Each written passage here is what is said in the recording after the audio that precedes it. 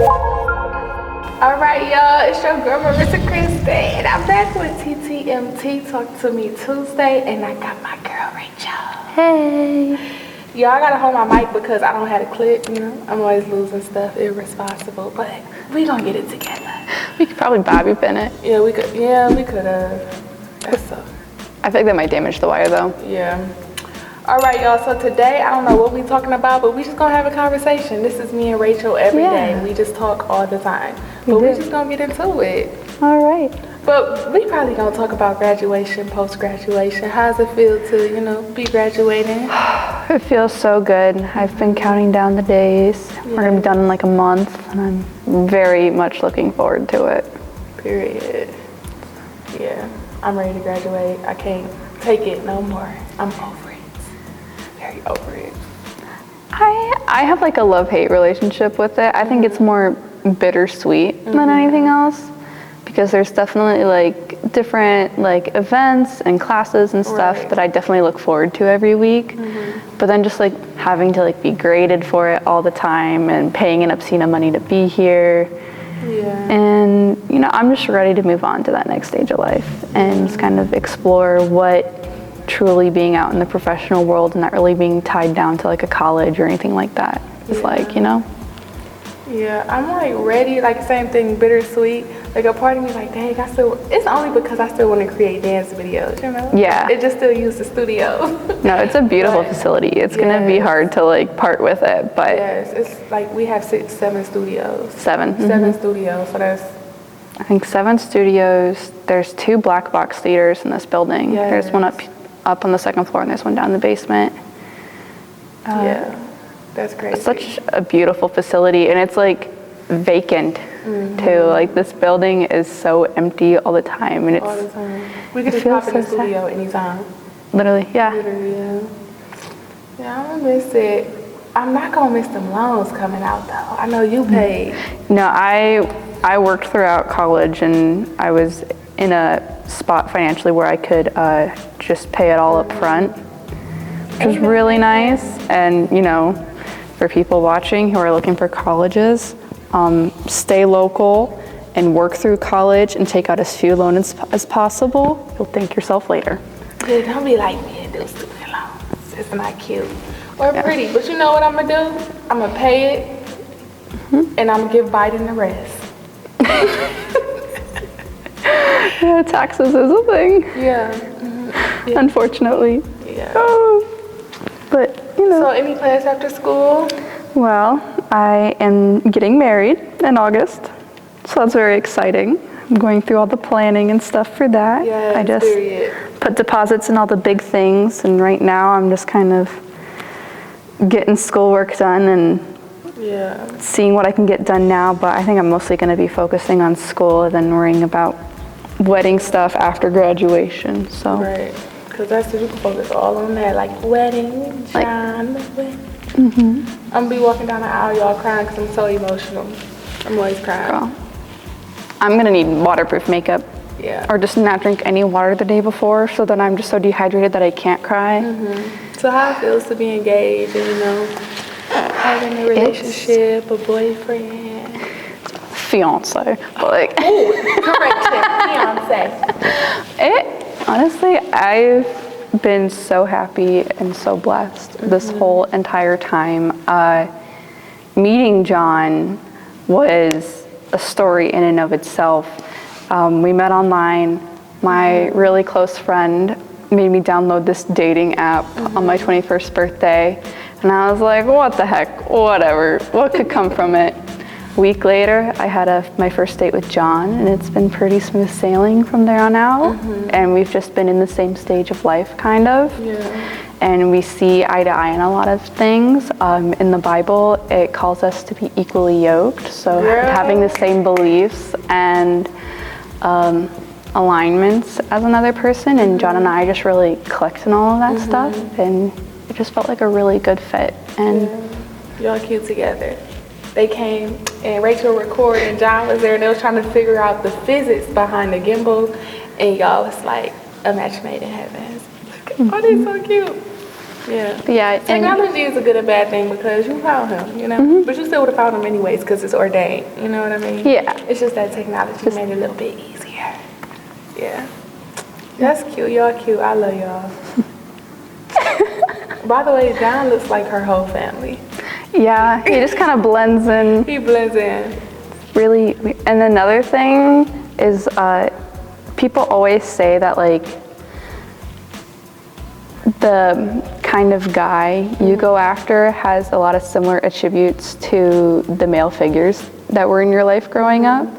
And there are things where I'm like, oh yeah, like that's like the same ethics, beliefs, kind of stuff like that. But then there's like just random things like John has this facial expression that he'll do, and I'm like, that's literally my dad.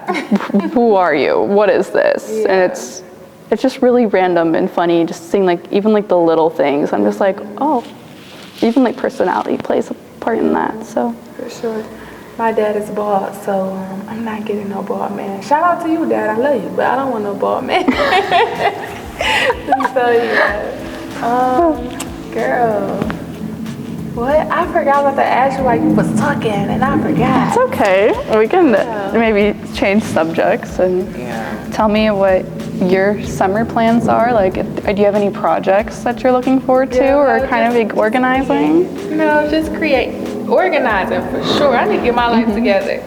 But I just want to do a whole bunch of dance videos, you know, continue the YouTube, all that good stuff. It's like, I don't know about working though. I mean, I'm definitely gonna work. Like if I get dance jobs, things like that. But baby, I got my degree, so the price is going up. Yeah, it's going up for sure. 100%. So, normally, like people, you know, charge 30, 25 for teaching and things like that. But you know, No, it's kind of crazy how underpaid dancers are, you know? And like we go through so much for so long in our lives, and then we go through all this accreditation and get like thousands of dollars being put into the world's most expensive piece of paper called a diploma. And that was very passive aggressive, I'm sorry. And then we don't really have anything to show for it. And there's people are saying like, oh, you're a dancer? Okay. So what's your real job? Exactly. You know, and I'm like, this is my real job. This is my real job. What else I'm gonna do? You tried doing it on a Monday morning, like, come on. Exactly. And that's why I went to ballet 6. Because 2 more years of getting up at 8 a.m., kudos to you, girl. Because I was not making it. I mean, now I probably could. I would have done it this semester if I could have fit it in my schedule, Yeah, but I usually crash Wednesday morning class. Sometimes Friday, but our one professor pops off on Friday, and it's because they do a set class, so then they really break it down at the beginning of the week, and then by Friday everything is beaded and 10 times faster, and I'm like, I am not in normal ballet shape, and I just look like a fish out of water, just kind of flailing around. Not a fish out of water, girl. Just flailing. That's what I feel like. No, I get that. Yo, I'm here. I'm just kidding. I'm so extra. Okay, me too. So how is it to be a child of God on campus? So I would say, because I transferred halfway through my degree to this college, and it was because of my relationship with the Lord that I had to transfer. I was put in a very narcissistic, abusive environment by a previous professor at another university, and it was just not a good place to be in, and I definitely felt called to leave that situation and to come here. And I've definitely have been like, everyone has highs and lows in their relationship with God. Everything's a hill or a valley, you know? And I have definitely become more reserved when it comes to like being very open about it on campus. Just because when I was very open and bold about it, I got very hurt for it. And finding that same boldness and vigor that I used to have has been difficult. Yeah. But it's also made me have thicker skin. And it's ultimately, it grew me to have more compassion for others. Because throughout that whole ordeal, I didn't feel like hatred or, I mean, I was angry, but I was more angry at the situation. And honestly, I felt more sad and sympathetic for the person that was hurting me, because I could tell based on how they were treating me that they were hurting themselves. So ultimately, I just felt really bad for that person. And I still pray for them. And there are nights where, you know, do you ever stand in the shower and you just make up random arguments and you're like, you relive those arguments and you're like, ooh, that would have been like a really good comeback.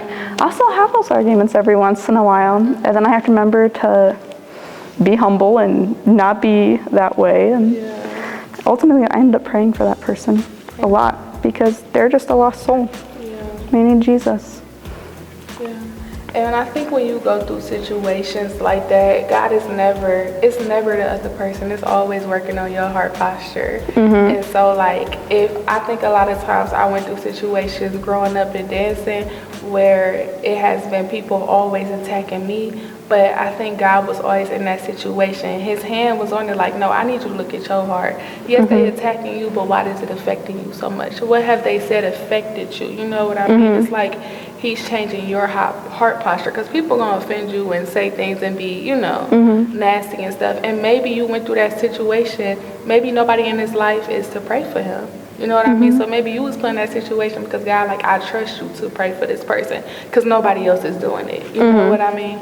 And so, I mean, you know, hurt is pain. You know, I mean, not hurt is pain, but your hurt can be used in a way that glorifies God. Yeah, there we go. You said it better than I did. But, you know, and, you know, it's just a part of life because we're not promised comfort or prosperity or anything in that sense in this world, because, you know, we're a fallen race and kind of our own doing that the world's like this, you know.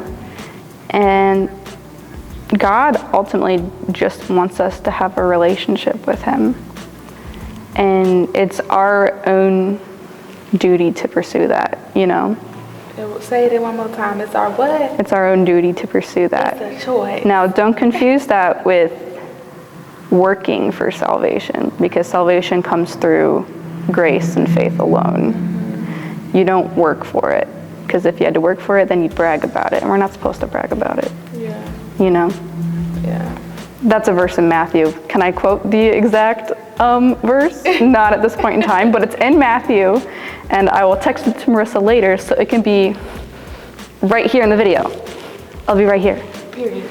But yeah, I'll send that to you later. It's highlighted in my Bible. I'm just horrible with numbers. Same. But it's in Matthew. Same, I'm horrible too. Just wait, I'm going to be saying it's in Matthew. It's really in John or something like that. It's in there. It's in the New Testament. Just know it's in the New Testament. Yeah, it's there. It's good. Trust me on it. I don't know my numbers in my, I don't, in the books, I don't know yet. I'm working on it. Yeah, if it's something I'm studying, like I'm all in Corinthians now, so if you talk to me about spiritual gifts, I'm like, yeah, baby, that's in Corinthians. You know what I mean? If you talking about love, that's in Corinthians. Like for, you know, just if I was to hear a verse now, I'm like, oh, I know where that's at. So, I mean, I was studying Ephesians for a minute, and so... Ephesians is a good book. Ephesians is I've good. done many a study on that book. And it's so bad, y'all, because I really don't know, like, a lot of stories. But I feel like if God is having me in a book for a reason, I'm studying that book. Like, I was in Ephesians maybe for, like, 3-4 months, maybe 6 months, almost a half a year. And now I've been in Corinthians, and God likes saying Corinthians. So I'm like, okay, well, I'm going to be in Corinthians for forever till he tell me, you know, to move. It's not that I don't read, like, other verses, but that's what I'm really studying is Corinthians. And so, yeah, I mean, I haven't took time out to, like, read stories. So when people telling me stories, I'm like... Where's that? Yeah, I'm like, that's and, nice. like, I definitely grew up in the church. And my fiance did not. He found the Lord much later in his life, more towards the end of his high school. And it's kind of shown me how much I've taken for granted growing up in that situation, because, you know, I was raised on those stories. And not only was I raised in the church, I was also homeschooled with the Christian-based curriculum. Oh, okay. So I didn't have the traditional public school way of learning things. Right. I learned a lot more in depth, especially about ancient history and world history. And I feel like, now this is just my opinion, I've never experienced the classic American education, but I feel like they don't really dive into that all too much. Girl, we ain't learned nothing. It's all about test preps and stuff like that. And like, is that really preparing them? No. And I forget where I was going with this, but I definitely took growing up in that very, not like a bubble, but like, you know, I took for granted growing up in this very Christian nuclear circle. Right. And like, I have yet to read my Bible cover to cover. Right. But is it a race though?